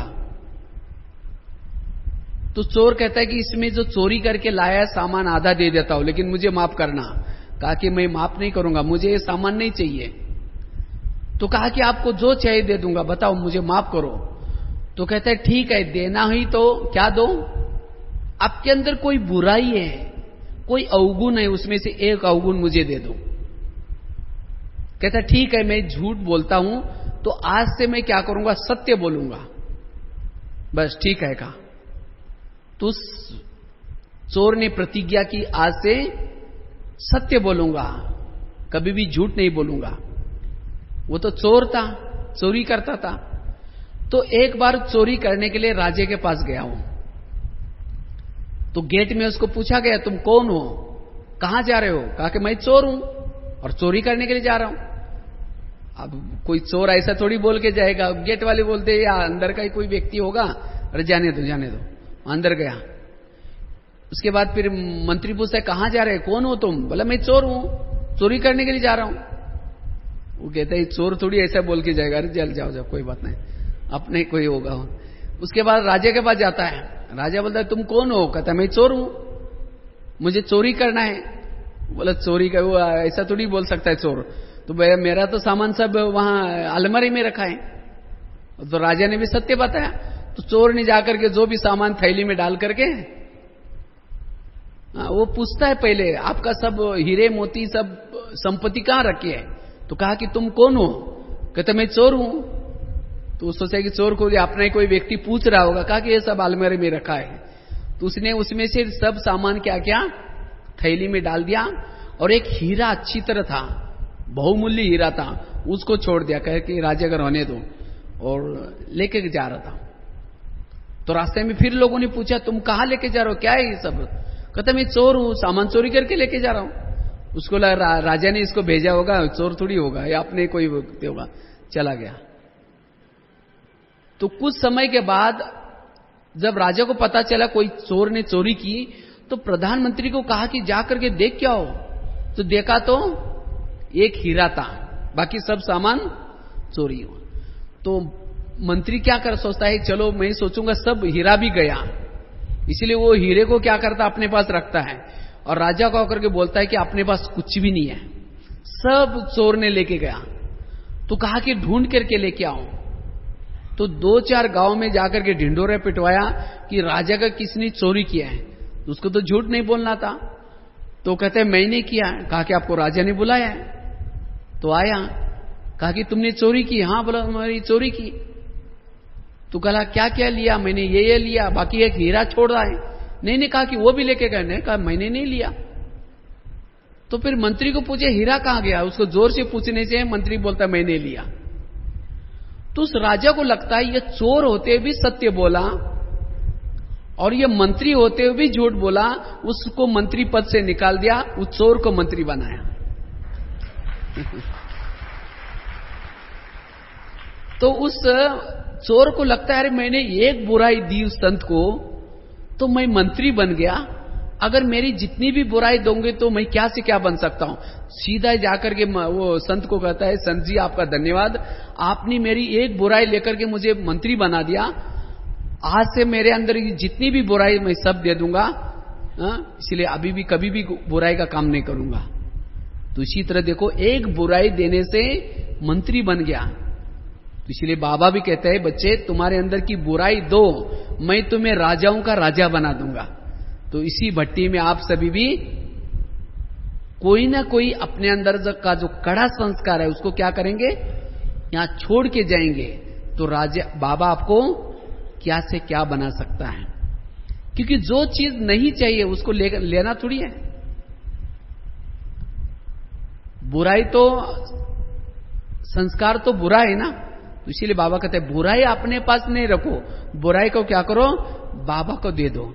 इसीलिए हमें अपने कड़े संस्कार के वशीभूत बार बार नहीं होना है, अन्यथा उसे हमें बहुत सारा घाटा हो जाएगा। इसलिए अब हमें इसी भट्टी से उस कड़े संस्कार के पर जीत प्राप्त करना है। इसके लिए मैंने आपको कई प्रैक्टिकल युक्तियां बताई। इन युक्तियों को अपना करके उस कड़े संस्कार के ऊपर क्या करेंगे, जीत प्राप्त करेंगे। इसका तो बहुत सारा लंबा टॉपिक है, लेकिन हम यहां ही पूरा करेंगे, क्योंकि कई भाइयों ने मुझे कहा कि आपके जीवन के कुछ अनुभव हमें बताना, तो वो भी हम शेयर करेंगे। तो वैसा तो मेरा जीवन एक बहुत सिंपल रहा। आप लोगों ने ज्ञानामृत में पढ़ा होगा मेरा अनुभव, फिर भी मैं अपने मुख से आपको अनुभव सुनाता हूं कि किस तरह से मैं इस ज्ञान मार्ग में आया। मेरे जीवन में कई समस्या भी आई, तो समस्या के ऊपर कैसा जीत प्राप्त किया। वैसे लौकिक में मेरा जन्म महाराष्ट्र में सांगली जिले में एक छोटे से गांव में हुआ था, जिस गांव में ना बिजली थी, ना बस चलती थी, और वो भी खेती बाड़ी का काम करते थे। माँ बाप खेती बाड़ी का काम करते थे, तो मैं भी 11 साल तक, उम्र की 11 साल तक वही काम करता था माँ बाप के साथ। 11 साल तक स्कूल कभी देखा भी नहीं था, स्कूल की पढ़ाई नहीं किया था, क्योंकि माँ बाप भी अनपढ़ थे, इसके कारण मैं भी स्कूल में नहीं गया। और हमारे घर खेती में था, गांव से 1 घंटा जितना दूर था, और आसपास वहां कोई मकान भी नहीं था, अकेला एक मकान था वहां। और उसके कारण मुझे स्कूल के बारे में कोई जानकारी भी नहीं थी। लेकिन मैं बचपन से सोचता था कि भगवान ने मुझे ऊपर से भेजा है धरती पर, जब मैं वापिस जाऊंगा तो भगवान पूछेगा, बेटा तुमने धरती पर जाकर के क्या काम करके आए, तो मैं भगवान को क्या जवाब दूंगा। तो मुझे कुछ ऐसा काम करके जाना है, तो ऊपर जाने के बाद भगवान खुश हो जाएगा। लेकिन मैं सोचता, मैं तो ऐसा पढ़ाई लिखाई किया ही नहीं, मैं अच्छा काम कैसे कर सकता हूं। तो ऐसे सोचते 11 साल तक हो गए जीवन के उम्र के। तो हमारे खेती के पास एक बॉम्बे का परिवार आया था, माना बॉम्बे से ट्रांसफर होकर के वहां रहते थे। तो उसका एक बच्चा रोज थैला लेकर के स्कूल में जाता था। तो एक दिन मैं उसी बच्चे के पीछे पीछे स्कूल में चला गया। जब स्कूल में गया तो बच्चा जाकर के स्कूल में बैठा, मैं तो दूर ही खड़ा बैठ गया। और स्कूल में क्या थी, एक पेड़ के नीचे और मंदिर में कुछ बच्चे बैठते थे। तो जब मैं दूर खड़ा रहा तो टीचर ने मुझे बुलाया और कहा कि आप पढ़ने के लिए क्यों नहीं आए। हमने कहा मुझे पता नहीं। बोला कोई बात नहीं, कल से आना। तो मैंने जाना शुरू किया। तो जाते ही पहले दिन मुझे 5वीं कक्षा में बिठाया, क्योंकि मेरी आयु 11 साल थी और 5वीं कक्षा में 2 ही बच्चे थे। उस कक्षा को चलाने के हिसाब से टीचर ने क्या किया, पहले दिन 5वीं कक्षा में बिठाया। तो रोज जब मैं स्कूल में जाना शुरू किया तो एक दिन घर वालों ने पूछा, रोज तुम कहां जाते हो। हमने कहा स्कूल में जाता हूं। कहा कि स्कूल क्या होता है। हमने कहा उसमें पढ़ते, नौकरी लगते। कहा कि अपने पास पैसा वगैरह नहीं जाना। तो हमने सोचा अभी क्या करेंगे। तो हमने कहा पैसे वगैरह नहीं चाहिए, मैं बिना पैसे का पढ़ूंगा। कहा कि बिना पैसे के जाना है तो भले जाऊं। तो मैं क्या करता था, कोई किताब नहीं, डायरी नहीं, बस ऐसा ही जाकर के बैठ के आता था स्कूल में। और मैं ये सोचा कि मेरी घर की परिस्थिति अच्छी नहीं, मुझे किसी के साथ लड़ना नहीं, झगड़ना नहीं, रोज स्कूल कभी मिस नहीं करना, रोज लगन से जाना शुरू किया। तो जब टीचर ने देखा ये लड़का रोज आता है, तो 1 साल के बाद 6वीं में डाला, फिर अगले साल 7वीं में डाला। उस समय 7वीं कक्षा में बोर्ड की परीक्षा रहती थी। तो एक दिन टीचर ने कहा कि तुम डायरी भी नहीं लाते, पेन, कल से स्कूल में नहीं आओ। अब मैं सोचा अभी क्या करेंगे, घर में तो पैसे के लिए मना किया है। और मैंने एक कहानी सुनी थी, जो बच्चे चोरी करते भगवान उसको हाथ में नहीं देता, चोरी भी नहीं करना है, लेकिन अभी क्या करेंगे। तो मैंने क्या किया, गांव में एक दुकान वाला था किरान माल का, जो होता है ना चेने वगैरह बेचने के लिए, रद्दी वगैरह होते हैं। तो मैंने उसके पास जाकर के रद्दी से 2-3 डायरी लाई मांग के, लिखी हुई डायरी, उसने फ्री में दे दी। मैं सोचा कि उसमें से जो खाली पन्ने हैं उसको निकाल करके मैं डायरी बनाऊंगा और टीचर को दिखाऊंगा, नहीं तो आने नहीं देगा। लेकिन जब मैंने 2-3 डायरी लाई, उसमें 2-3 पन्ने निकले बस। कोई कोई पन्ने पर आधा 2 लाइन लिखी थी, बाकी खाली था। तो मैं सोचा कि वो 2-3 लाइन को कैसे मैं मिटाऊं। पहले जमाने में कलम से, इंक से लिखते थे, बॉल पेन यूज नहीं करते थे। तो मैंने क्या किया, उतना ही पन्ना निकाला और उसको पानी से धुलाई किया। पानी से धुलाई करने से स्याही निकल गई। ऐसे मैंने तीनों डायरी को क्या किया, धुलाई किया, फिर धूप में सुखाया और फिर डायरी बना करके लिखता रहा, सिलाई करके। ऐसी करके पढ़ाई किया। ऐसे करते समय 7वीं 8वीं, जब 8वीं कक्षा में जब रद्दी से डायरी लाई थी, उसी डायरी के साथ एक ब्रह्मा कुमारी विद्यालय का एक किताब मिला और उसमें 3 लोग का चित्र था। और उसे 8 दिन पहले हमको एक टीचर ने एक लेसन पढ़ाया था साइंस में, मनुष्य चंद्रमा तक गया है। नील आर्मस्ट्रांग, ऐसे कुछ 2-3 व्यक्ति के नाम थे, नील आर्मस्ट्रांग ऐसा। तो उन्होंने पहला कदम चंद्रमा पर रखा है, ऐसा लेसन पढ़ाया था टीचर ने। लेकिन मैं जब ये ब्रह्मा कुमारी का किताब मिला मुझे उस रद्दी से, उसमें 3 लोग का चित्र, तो मैंने जब 3 लोग का चित्र देखा, साकार दुनिया, आकारी दुनिया, निराकारी दुनिया, तो मैंने उस पन्ने को टीचर को दिखाया। हमने कहा सर आपने तो कहा था कि मनुष्य चांद तक गया है, लेकिन इस किताब में तो चांद से भी पार क्या क्या दुनिया है वो भी बताया, तो वहां कौन गया था उसका तो आपने बताया नहीं। तो उसने कहा कि नहीं, चंद्रमा के ऊपर कोई जा ही नहीं सकता। तो उसने वो किताब देखा तो बोला मुझे कुछ समझा नहीं, छोड़ो बोला इसको। तो मैं सोचा कि कौन बताएगा, क्योंकि मैं थोड़ा जिज्ञासी वृत्ति वाला था, मुझे कौन बताए कि मनुष्य चांद से भी पार गया है। तो उस किताब के ऊपर एक स्टैंप लगाया था ब्रह्मा कुमारी का। तो मैंने क्या किया, उसके ऊपर एक 15 पैसे का लेटर लिख दिया। हमने कहा आप लोग तो चांद्र से भी पार गए हैं, लेकिन आप लोगों ने अपना नाम साइंस में क्यों नहीं लिखवाया, और कौन कौन गए थे, कहां का गए थे, क्या क्या देख के आए, वो बहुत अच्छा लगा मुझे, आप लोग तो बहुत महान कार्य करे, ऐसे करके मैंने लिख करके भेजा। तो वहां से एक पत्र आया, आप 10 रुपए भेजो, हम इसके बारे में जानकारी देंगे। शायद वो किताब नागपुर से छपा था, क्योंकि मराठी लिटरेचर वहीं से छपता है। तो जब वहां से एक पत्र आया, आप 10 रुपए भेजो, हमको और किताब भेजेंगे, तो मेरे पास 10 रुपए तो था ही नहीं। तो मैंने कुएं से ला करके पानी बेचता था, 10 पैसा, 2 पैसा, 3 पैसा।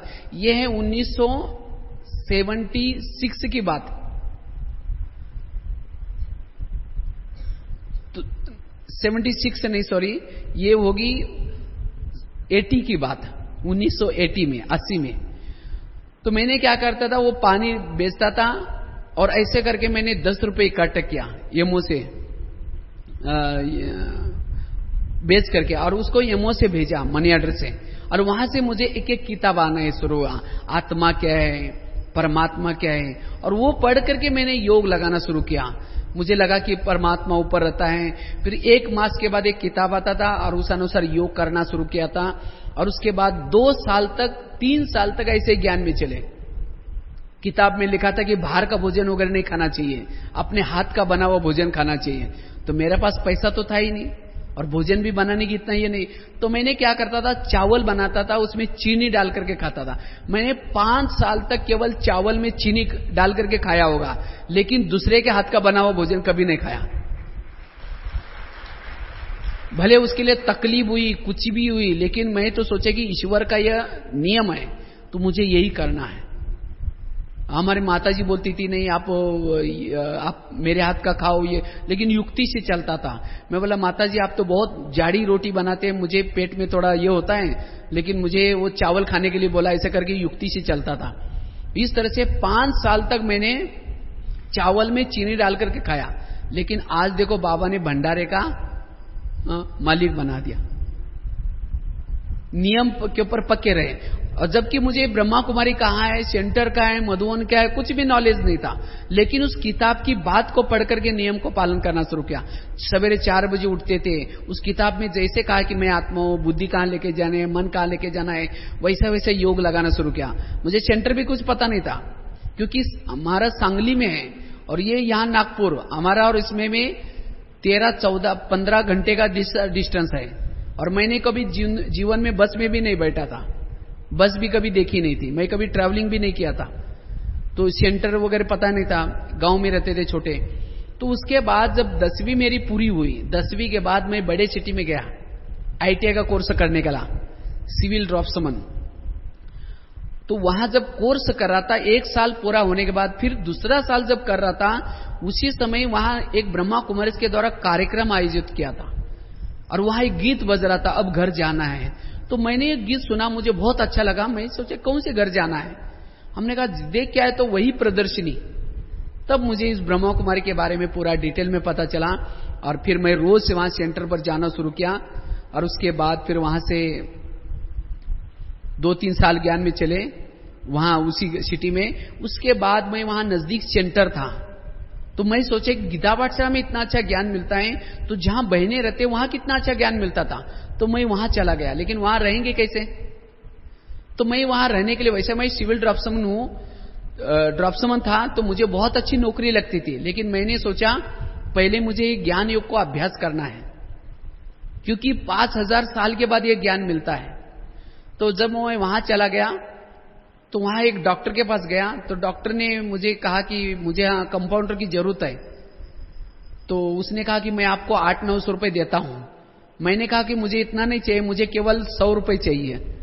तो ऊपर से नीचे मुझे देखने लगा, ये कहां से व्यक्ति आया। हमने कहा मुझे तो चावल में चीनी डाल के खाना है, तो कितना पैसा चाहिए, क्योंकि मुझे ज्ञान योग सीखने के लिए गया था मैं। तो मैंने वहां डॉक्टर के पास करीबन, डॉक्टर ने कहा कि आप कभी भी आओ, कभी भी जाओ। तो वहां रह करके 2 साल तक सेंटर भी जाता रहा और बहुत अच्छा पुरुषार्थ किया।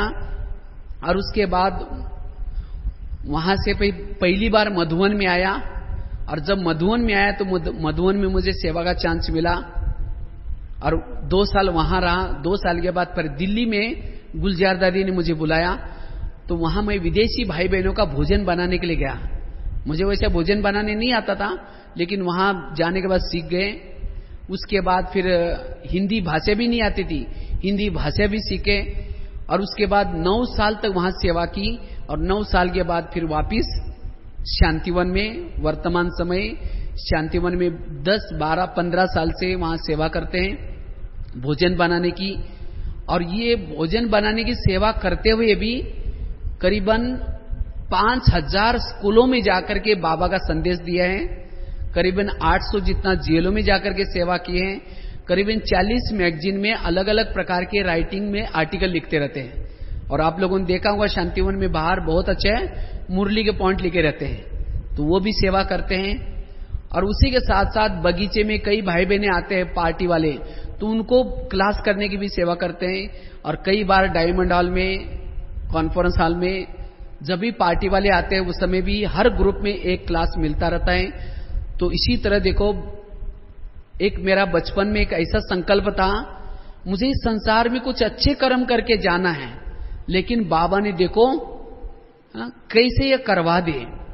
कभी मैंने सोचा ही नहीं था कि मैं बीके बन सकता हूं, बीके क्या है, फिर उसके बाद फिर मधुवन निवासी बन सकता हूं।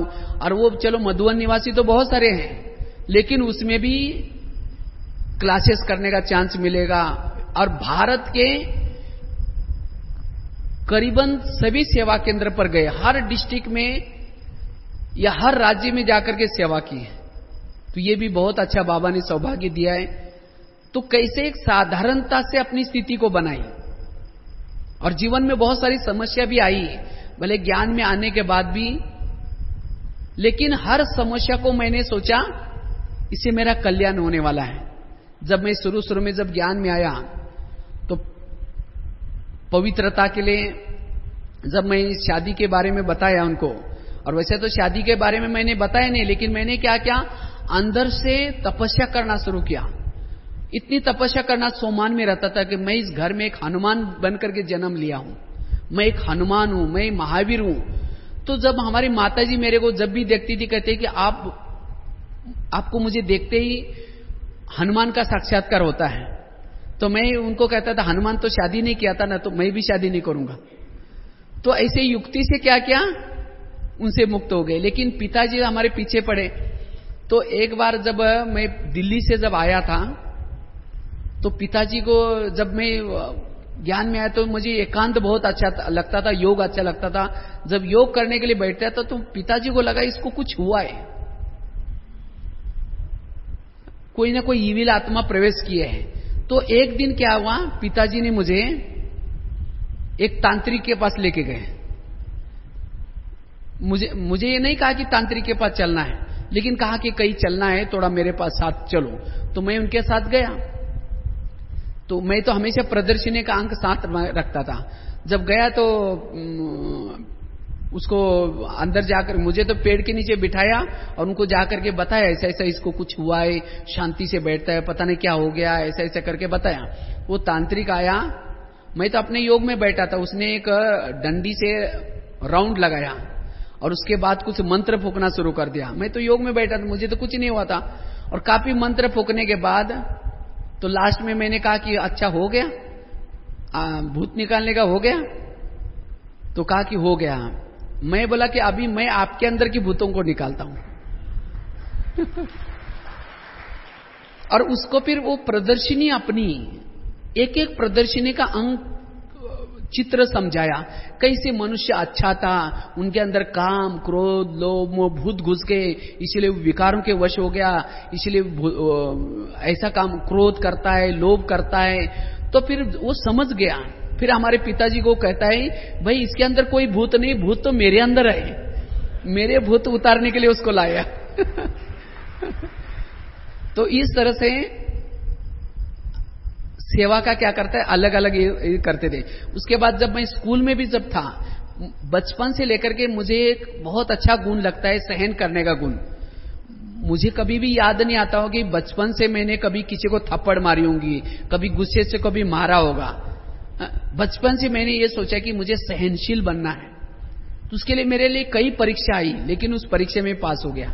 एक दो परीक्षा मैं आपको बताता हूं। जब मैं 7वीं कक्षा में था तो बोर्ड की परीक्षा चल रही थी, तो मेरा नंबर सबसे शुरू में था, कई बच्चे और भी पीछे बैठे थे। तो टीचर ने आकर के पेपर बांटे और कहा कि पेपर किसी को दिखाना नहीं, दूसरे का पेपर भी देखना नहीं। जब टीचर ने पेपर बांट करके बैठे थे, तो पीछे वाला लड़का था, उसको कुछ नहीं आता था, वो मेरे को बार बार उंगली करके बता रहा था कि आप पेपर मुझे दिखाओ, लेकिन फिर भी मैंने नहीं दिखाया। तो मेरे को लास्ट में कहता है कि दिखाओ नहीं तो मैं तुम्हें शाम को जान से मार डालूंगा। तो हमने सोचा अभी क्या होगा, हमने कहा जो भी होगा देखा जाए, पेपर नहीं दिखाया। जब पेपर पूरा हुआ, मैं अपने घर के तरफ जा रहा था। मेरा घर 1 घंटा जितना दूर था और वो खेती बाड़ी से जाते थे। जब मैं जा रहा था, मुझे हमेशा एक बात याद आती थी। टीचर हमेशा कहते थे, ताली एक हाथ से नहीं 2 हाथ से बजती है, झगड़ा दोनों में होता है, एक में नहीं होता। तो जब मैं जा रहा था तो अचानक पीछे से कुछ आवाज आया, तो 4 बच्चे दौड़ करके आ रहे थे। तो मैंने सोचा अब झगड़ा होगा, लेकिन मैं कुछ नहीं करूंगा, मैं कोई प्रतिक्रिया नहीं करूंगा। तो 4 बच्चे थे, मैं अकेला था। तो आते 2 थप्पड़ लगाए, लग तो गए लेकिन कुछ नहीं बोला। फिर पेट में 2-3 फाइटिंग की तो भी कुछ नहीं बोला। तो वो जो 4 थे, मैं अकेला था। तो 2 जने पांव पकड़े, 2 जने सिर पकड़ा, ऊपर उठाया, नीचे छोड़ा, 2-3 बार किया तो भी कुछ नहीं बोला। तो एक बच्चा बोलता है, यार इसको क्यों मारे यार, बहुत गरीब है, इसको नहीं मारो यार, छोड़े यार, करके चले गए। मैंने दूर से देखा, झगड़ा मिट गया, ये करके चला गया। मैंने इस बात को घर में भी नहीं सुनाया। हमने सोचा घर में सुनाएंगे तो पहले ही बोलेंगे तुम स्कूल छोड़ दो, तुमको किसने कहा कि जाओ, और पहले मना करते थे। अब मैंने सोचा अगर टीचर को बताऊंगा तो क्या हो जाएगा, टीचर उसको मारेगा, उसको स्कूल से निकाल देगा। तो टीचर को भी नहीं बताना है। जब मैं दूसरे दिन स्कूल में आया तो वो बच्चा सामने से आ रहा था, तो उसको तो डर लग रहा था, ये बताएगा टीचर को। लेकिन मैं उसके पास गया, उसके हाथ में हाथ मिला करके कहा कि दोस्त कल क्या हुआ। उस बच्चे को इतना रोना आया, कहा कि मेरे को गुस्सा आया, मैंने आपको मारा, आज से मैं कभी भी दादागिरी नहीं करूंगा, किसी को भी नहीं मारूंगा। और उस बच्चे ने परिवर्तन किया। इतना ही नहीं, जब 2 साल पहले जब मैं अपने गांव में गया था, हमारे गांव में बहुत बड़ा कार्यक्रम था और उसी कार्यक्रम में सरपंच वगैरह सब बैठे थे। तो सरपंच मेरा परिचय दे रहा था, कहा कि ये व्यक्ति बड़ा महान है, कहा कि इस व्यक्ति के कारण मैं सरपंच बना हूं। मेरे को कहता है, आपको याद है एक बार हमने आपको मारा था, लेकिन आपने हमें कुछ नहीं बोला और तब से लेकर के मैंने दादागिरी छोड़ दिया, मैं बहुत अच्छा हो गया और इसीलिए मैं सरपंच बना हूं। तो देखो, मैंने सहन किया, उस व्यक्ति ने भी क्या क्या परिवर्तन किया अपने आप को। जब मैं 10वीं कक्षा की एक बात सुनाता हूं। जब 10वीं कक्षा में थे तो एक सरपंच का लड़का था, दूसरे गांव की बात है, सरपंच का लड़का था और पहली कक्षा से 10वीं कक्षा तक उसका पहली कक्षा से 8वीं कक्षा तक उसका फर्स्ट नंबर आया था। लेकिन हम उस गांव में 8वीं कक्षा के बाद गए तो 8वीं 9वीं मेरा नंबर आया। तो 10वीं कक्षा में मुझे जब 9वीं पूरी हुई तो उस समय मेरे को कहा, तुम इतनी स्टडी क्यों करते हो? हम तो यहां गांव में पहले से लेकर के फर्स्ट नंबर आए, क्योंकि 10वीं में वहां प्राइज दिया जाता था सभी को। जो फर्स्ट नंबर में आएगा उसको 15 अगस्त में गांव के बीच में बहुत प्राइज मिलता था। तो कहा कि मैं सरपंच का बच्चा हूं, अगर मेरा प्राइज नहीं आएगा तो मुझे सब लोग बोलेंगे, तो इसीलिए तुम अगर स्टडी करेगा, तुम्हारा नंबर आएगा तो तुमको हम मार देंगे। तो मैंने सोचा अभी क्या करेंगे। तो मैंने क्या क्या युक्ति की, मैंने टीचर को सर्टिफिकेट मांगा दूसरे स्कूल में जाने के लिए। तो टीचर ने कहा कि आपको क्या प्रॉब्लम, आप क्यों जा रहे हैं? मैं बोला नहीं, मेरा प्रॉब्लम मैं आपको सुनाऊंगा नहीं। तो बहुत रिक्वेस्ट करने के बाद उसने दे दिया मुझे, फिर घर में भी नहीं बताया। मैं उसी गांव के नजदीक गया दूसरे शहर में और वहां इतनी स्टडी की, पूरा बोर्ड में पहला नंबर आया, उसी बच्चे का उसी स्कूल में आया। तो उस बच्चे के मैं आगे रहा ना मैं। तो मैंने जीवन में सदा ये याद रखा है, अगर कोई मेरे साथ झगड़ा करता है, मैं कभी भी उसका बदला नहीं लेता हूं, सामना नहीं करता हूं। मैं क्या करता हूं, साइड पर हो जाता हूं। तो उसे साइड पर होने से भगवान मेरे को और आगे बढ़ाया और उसके कारण आज जीवन में आगे बढ़ते गए। इसीलिए मेरे जीवन के ऐसे कई अनुभव आए। तो मैंने जीवन में सहन शक्ति के एक गुण के कारण बाबा ने मुझे बहुत आगे किया। और भी एक मैं आपको दिल्ली पांडव भवन की एक बात सुनाता हूं। जब मैं दिल्ली में था, ब्राह्मण परिवार में अगर रहना है तो सहन शक्ति का गुण बड़ा जरूरी है। सहन शक्ति वाला एडजस्ट होकर के रह सकता है। तो जब मैं दिल्ली में रहता था, दिल्ली में भोजन बनाने की सेवा थी मेरी। वहां विदेशी लोग आते थे, तो भोजन खिलाने की 3 बहनों की अलग अलग ड्यूटी थी, सवेरे, दोपहर को और शाम को, तीनों टाइम पर अलग अलग बहनें थी। तो हम दोपहर का भोजन 9 बजे शुरू करते थे बनाने के लिए, 11 बजे तक, 11:30 तक बना करके कुकर, उसके बाद सब्जी की कढ़ाई, रोटी का हॉटकेस सब साफ करके रख देते थे। तो जो 12 बजे जो भोजन खिलाने वाली बहन थी, थोड़ा गुस्से वाली थी, मतलब थोड़ा होता है, अलग संस्कार होते हैं, वो थोड़ा गुस्सा करती थी। वो 11 बजे 11:30 बजे आती थी, आते ही बोलेगी, ये कुकर के ऊपर ढक्कन क्यों रखा है, उसकी प्लेट कहां गई, उसको ढक्कन को लेकर जोर से फेंक देंगे।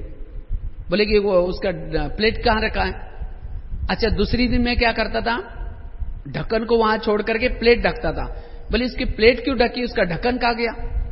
हमने कहा बहन जी आपने तो कल तो बोला था, तो मेरे को समझा रहा, उस गुस्सा करती थी। अच्छा, उसके बाद उसकी ड्यूटी थी जमादारनी को भी जो बचा कुचा है ना वो देते थे। तो बोले कि बासी अलग रखो एक कागज में रोटी और ताजी को दूसरे कागज में रखो, ताकि उसको पता चलेगा ताजी भी मिल गए। अच्छा, जिस दिन मैं दोनों कागज में अलग अलग रखता था तो कहे कि 2 में क्यों रखा, उसको 1 में रखो। हमने कहा कल तो आपने बोला था, हाँ तुम मेरे को समझा रहे हैं। तो इससे क्या हो गया, मैं फीलिंग में आ गया कि मैं सोचा कि अब जिस दिन 2 में रखेंगे कहेंगे 2 में क्यों रखा, जिस दिन 1 में रखेंगे बोलेंगे 1 में क्यों रखा। और वहां जैसे मिर्ची वगैरह रखने का टोकरा रहता था, तो कहा कि आप मिर्ची का टोकरा ऊपर नहीं रखना, नीचे रखना। जिस दिन नीचे रखेंगे कहा कि नीचे क्यों रखा, उसको ऊपर रखो। तो मेरे को क्या होता था शुरू में, जब वो बहन 11 बजे आने वाली है तो 9 बजे से बाबा से योग लगने के बजाय वही बातें याद आती थी। अभी वो बहन आएगी, क्या बोलेगी, क्या क्या कहेगी, तो उसे कर्म योग खत्म हो गया। कर्म में योग लगने के बजाय उस बहन की याद आने लगी, माना योग टूट गया। उसके बाद जब शाम को योग करने के लिए बैठता था बाबा के कमरे में, शुरू तो करता था मैं आत्मा हूं, शांत स्वरूप हूं, फिर वही बातें याद आती, वो बहन ने मेरे को क्यों बोला, ये कब तक चलेगा, इससे अच्छा चलो यहां से चले जाओ। हाँ, वो प्लान बनाता था, सोचे क्या होता है रोज ऐसा। फिर माना बैठक योग भी ठीक नहीं। उसके बाद जब आपस में जब चलते फिरते मिलते थे, पर चिंतन शुरू हो गया। जो बातें सही नहीं हुई उस बहन की बातें औरों को सुनाती थी, इससे योग की स्थिति खराब हो गई। तो कई दिन तक ऐसा हो गया, हम किचन में बात भी नहीं करते थे, मतलब भले गुस्सा नहीं करते थे लेकिन संकल्प चलते थे। तो ऐसे कई दिन तक बीत गए। तो एक दिन एक मुरली में बाबा का स्लोगन आया। बाबा ने कहा कि बच्चे सहन करने के लिए नेगेटिव बातों को क्या बना दो, पॉजिटिव। तो मुझे यह बात बहुत अच्छी लगी। तो मैंने क्या किया, 11 बजे जब 9 बजे जब किचन में जाता था, उससे पहले 10 मिनट बाबा को याद करता था। मैं सोचता था बाबा उस भगत को आज भेजेगा, आज पता नहीं किस प्रकार के फूल लाएगा। मैं ये नहीं सोचता था डांट मिल रहे, कोई गाली मिल रहे, तो मैं सोचता था ये मेरे लिए फूल है, ये डांट या गाली नहीं लेकिन फूल है। आज अच्छी तरह गाली दी, अच्छी तरह डांटा तो समझा अच्छा फूल डाला, सुगंधित फूल डाला। ऐसा पॉजिटिव बना करके जाता था। तो जाने के बाद वो बहन जब बोलना शुरू करती थी, मैं अंदर से बाबा को थैंक्स देता था, बाबा आज बड़ी अच्छी फूल मिल रहे, बाबा आपका बहुत बहुत थैंक्स, बाबा बहुत शुक्रिया। तो उसे फीलिंग मेरी बंद हो गई। उसके बाद जब शाम को योग करने के लिए बैठता था तो पहले बाबा को थैंक्स देता था, बाबा आज उस भगत ने बहुत अच्छे फूल डाली, मेरी बहुत अच्छे पूजा की, इसीलिए आपका बहुत बहुत धन्यवाद। और जिस दिन उसने कुछ नहीं बोला तो बाबा कहता, बाबा आज भगत ने कुछ नहीं बोला, आज मजा नहीं आई। माना सहन करने की अंदर पावर आई, और उसके साथ साथ परचिंतन भी बंद हो गया। तो इस तरह से फिर मेरी स्थिति अच्छी होने लगी। वो बहन कुछ भी बोलती थी तो भी अंदर से फीलिंग नहीं आती थी, तो भी मेरा मन एकाग्र होने लगा। तो इस तरह से कई दिन बीत गए। तो एक बार क्या हुआ, वहां टीचर ट्रेनिंग मधुबन में रहता था और उसका प्रैक्टिकल ट्रेनिंग दिल्ली में रहता था, तो वहां श्री फोर्ट में। तो वहां की कुछ बहनें गुलजार दादी को मिलने के लिए आई थी पांडव भवन में। तो वो सभी नाश्ता कर रहे थे, तो मैं भी अपना नाश्ता बना करके नाश्ता करने के लिए बैठा था। तो उसकी वो बहन की ड्यूटी थी जमादारनी को सेवा, मतलब बासी रोटी देना। तो 2-3 दिन जमादारनी आई नहीं थी, लेकिन उसने मेरे को बोल कर रखा था, जमादारनी आई या न आई, आपको उसके लिए रोटी बनाकर रखना आपका फर्ज है, मैं आपको कहां ढूंढूं। तो 2-3 दिन के रोटी के बंडल पड़े थे। तो उसी दिन उसको गुस्सा आया, उसने जो मैं खा रहा था ला करके सीधा मेरे थाली में फेंक दिया। तो थाली में फेंकने से थाली मेरी गिर गई। तो मुझे फीलिंग आने के बजाय मैं तुरंत पॉजिटिव सोचा। मैंने सोचा रोज तो फूलों से पूजा होती थी, आज तो बड़े गुलदस्ते मेरे ऊपर डाल दे। ये रोटी नहीं लेकिन क्या है, ये गुलदस्ता है, और वो भी इतना सारी देवियों के बीच में मेरी आज गुलदस्ते से पूजा होगी। आज का दिन मेरे लिए यादगार बन जाएगा। मेरे को और आनंद आने लगा। और वहां से मेरी थाली गिरी थी, उठ करके मैं धुलाई करने के लिए लेके गया, हंसते हुए गया। तो बहन को इतना लगा कि मैंने इतना रोटी फेंकी तो भी कुछ नहीं हुआ। तो वो मेरे पीछे पीछे आई, कहते आपको फीलिंग नहीं हुआ ना, क्या है जमादारनी नहीं आई थी इसलिए मैंने गुस्सा किया। तो मैंने उसको भी पॉजिटिव लिया। हमने कहा आप थोड़ी गुस्सा करते, आप तो हमारी बहन है। वो कोई इविल आत्मा जिसके साथ मेरा कोई हिसाब किताब होगा, वो आत्मा आपके अंदर प्रवेश करके उसने गुस्सा किया, आप तो बहुत अच्छे। तो कहते मैं तो अच्छी हूं ना, वो आत्मा मेरे में क्यों आते हैं। हमने कहा आप आने देते इसलिए आते हैं। तो कहते कल से जब वो आत्मा आएगी ना मुझे वो बताना। हमने कहा बताऊंगा, उसमें क्या। वास्तव में देखा जाए तो वो गुस्सा करती थी, लेकिन मैंने क्या किया, उसको पॉजिटिव लिया। तो जब भी उसके बाद गुस्सा करती थी, हमने कहा देखा वो आत्मा आ गई, अभी हमारा हिसाब किताब लेगी। नहीं कहा कि हम आने नहीं देंगे, हाँ हम क्यों गुस्सा करेंगे। उसने धीरे धीरे गुस्सा करना बंद किया, वो बहुत अच्छी हो गई। पहले जो किचन में इतना वातावरण था वो परिवर्तन हो गया। जब मैं किचन में आता था, कहते थे भाई साहब आज आप क्या चिंतन कर रहे हैं, आज अमृत वेला आपने कैसा किया, आज क्या सामान लिया।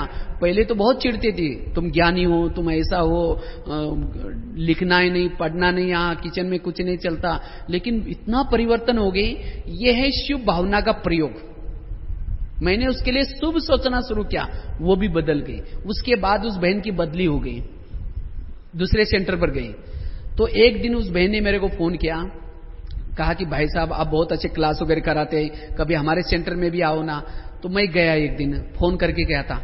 उसने सवेरे सवेरे सभी भाई बहनों को क्या किया था, हाथ में फूल वगैरह दिया करके उसने गुलदस्ता लेकर के स्वागत की तैयारी की थी। तो सभी भाई बहनों ने फूल डाली, फिर उसने मुझे गुलदस्ता दिया। जब गुलदस्ता दिया तो मुझे हंसी आई। हंसी आने के बाद वो मेरे को पूछते कि आप क्यों हंस रहे। मैं बोला वो बाद में बताऊंगा, क्योंकि मैं सोचा कि कहां उस बहन ने रोटी का गुलदस्ता डाला था और आज फूलों सा गुलदस्ता दे रहे हैं। तो देखो मैंने थोड़ा सा सहन किया तो आज उसने द्वापर की तो बात ही छोड़ो, लेकिन अभी गुलदस्ता से पूजा हुई। तो आज कोई भी जब सेंटर पर जाता हूं, मुझे जब गुलदस्ता मिलता है तो मैं बाबा को थैंक्स करता हूं, बाबा एक बार रोटी को मैंने सहन किया तो आज कितने गुलदस्ते दे रहे। तो कहने का मतलब आज जो गुलाब के फूल या जो मिलते हैं तो कोई सादा जो सहन करता है उसको ही मिलते हैं। इसीलिए बाबा कहते बच्चे सहन करो। ऐसे मेरे जीवन के बहुत सारे अनुभव है, ये तो मैंने एक दो बताया। इसीलिए बाबा कहते बच्चे सहनशील बनो। केवल हम आपको केवल सहन करो करके सुना नहीं रहे, लेकिन हमने अपने जीवन में किया है। मैंने बताया ना आपके जीवन की पूरी स्टोरी बताई। तो इसीलिए बाबा कहते हैं बच्चे जितना आप सहनशील बनेंगे, जितना अपने जीवन में इस ज्ञान को प्रैक्टिकल में लाएंगे, उतना आपका जीवन बहुत महान अच्छा बन सकता है। तो यह है मेरे जीवन के कुछ अनुभव। तो इस तरह से हम यहीं संपन्न करेंगे, क्योंकि और हमारे पास 15 मिनट है। उसी 15 मिनट में हम अच्छी तरह बाबा को याद करेंगे और साथ में आज दिन में आप सभी यहां से भट्टी के दौरान आप अपनी क्या क्या परिवर्तन करेंगे, क्या क्या छोड़ेंगे और कैसे जाकर के फिर से पुरुषार्थ में तीव्रता लाएंगी, ये अपना प्लान बना करके जाओ। और इसे 6 मास को एक एक दिन आप ऐसा बिताओ जो यादगार बन जाए। एक एक दिन की अमृत वेला, एक एक दिन की क्लास के पहले मुरली सुनना, योग लगाना, उसके साथ साथ मुरली पूरी सुनना, बिल्कुल आत्माभिमानी स्थिति में सुनना, उसके साथ साथ रात को सोने के पहले योग। इस तरह से आप 6 मास में अच्छा पुरुषार्थ करने का अगर प्लान बना करके जाएंगे तो ये भट्टी आपके लिए यादगार बन जाएंगे। ठीक है, इस तरह से प्लान बना करके आप लोग जाएंगे। ठीक है, ओम शांति।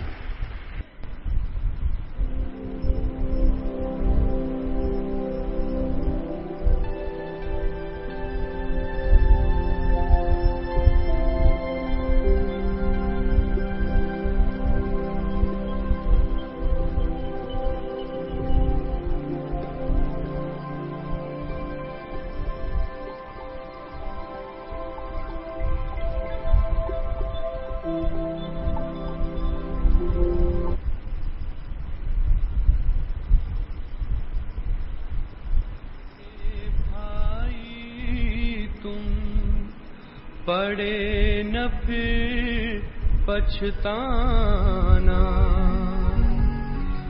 पड़े न फिर पछताना।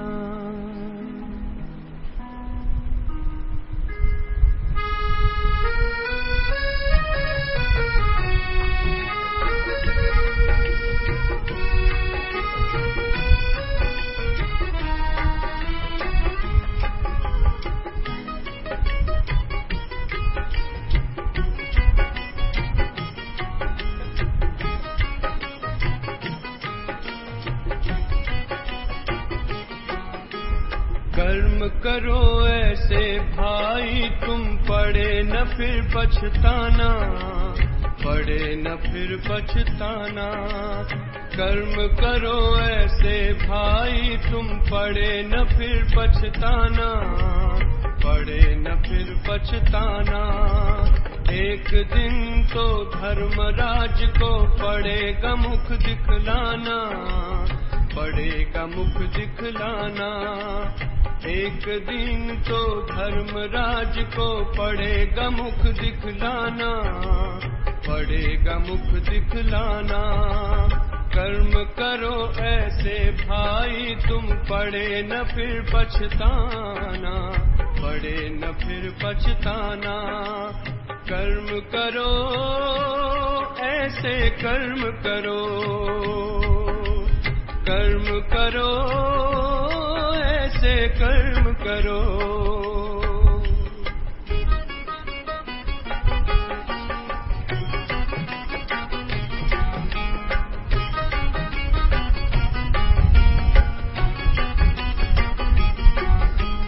मन में औरों के लिए तुम शुभ संकल्प चलाओ, निंदा करता है जो तुम्हारी अपना उसे बनाओ। आँखों से कभी बुरा न देखो, पड़े जो आँख झुकाना, पड़े जो आँख झुकाना। आँखों से कभी बुरा न देखो, पड़े जो आँख झुकाना, पड़े जो आँख झुकाना। कर्म करो ऐसे भाई तुम, पड़े न फिर पछताना, पड़े न फिर पछताना। कर्म करो भाई कर्म करो, कर्म करो भाई कर्म करो।